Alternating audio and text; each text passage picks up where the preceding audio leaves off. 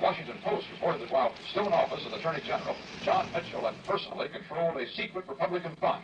Mitchell denied any such involvement and called the story ludicrous.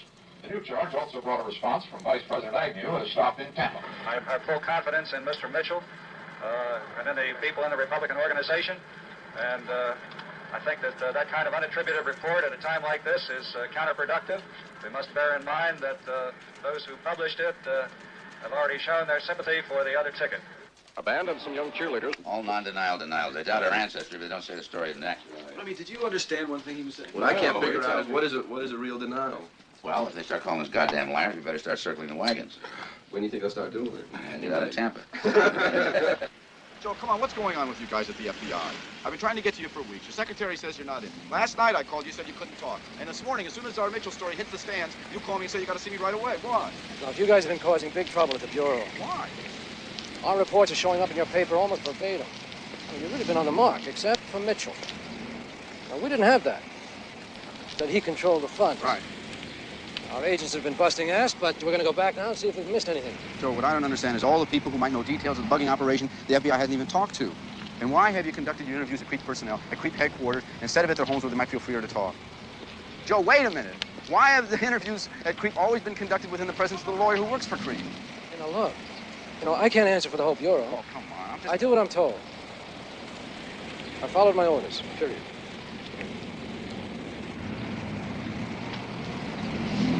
What orders?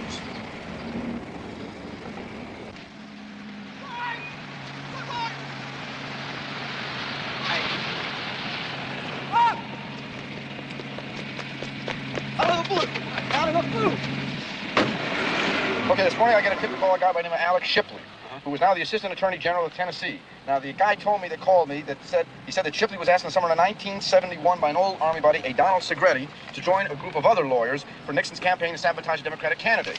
Listen, make a left when you can. We'll go to my place. Sabotage a Democratic candidate? That's right. Now, I was able to make a couple calls today, and I got Segretti's records for the year his travel records for the year 1971-72. Does the FBI know about... Did you say left or right? Left. We got to go through the records. Wait, does the FBI know about Segretti? The FBI interrogated Segretti and found out that he wasn't involved in the break-in, so they dropped it. They didn't follow through on it. Where is he? He's in California. You should look at this. What? Segretti crisscrossed the country at least a dozen times. He always stayed in cities where there are Democratic primaries. Well, if the break-in was just one incident in the campaign of sabotage that began a whole year before Watergate. Then for the first time, the break-in makes sense. This isn't so crazy.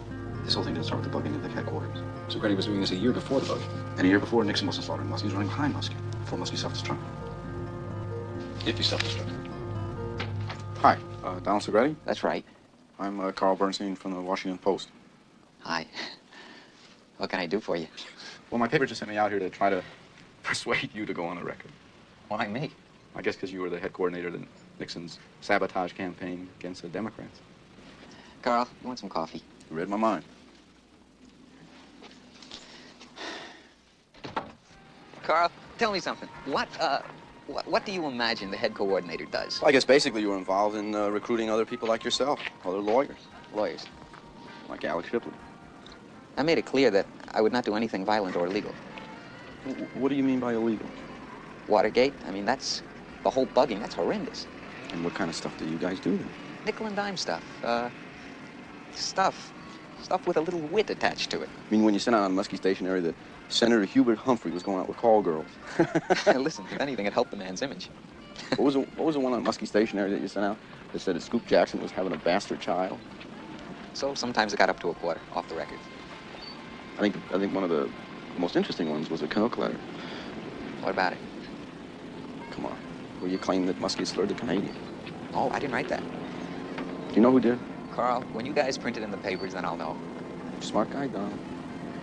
You're no dummy. I'm a lawyer, Carl. I'm a lawyer. I'm a good lawyer. I'll probably wind up going to jail and being disbarred. And, I don't know what I did that was so goddamn awful.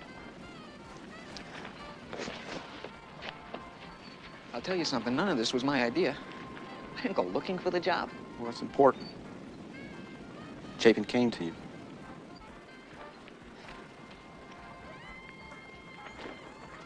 You know what? It's funny, but I keep forgetting that you guys knew each other in college.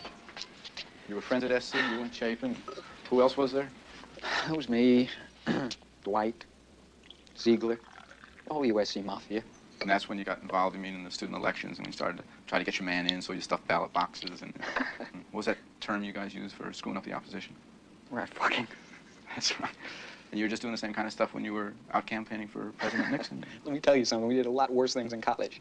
Look, let me ask you something, Carl. What would you have done if you were just getting out of the Army? Been away from the real world for 4 years, didn't know what kind of law you wanted to practice, and one day you get a call from an old friend asking if you want to go to work for the President of the United States. Jeez. Chapin was the appointment secretary for Nixon when he called. Yeah. Listen, if those sinister things really happened, I don't think Dwight knew anything about them. He just did what he was told. Told by who?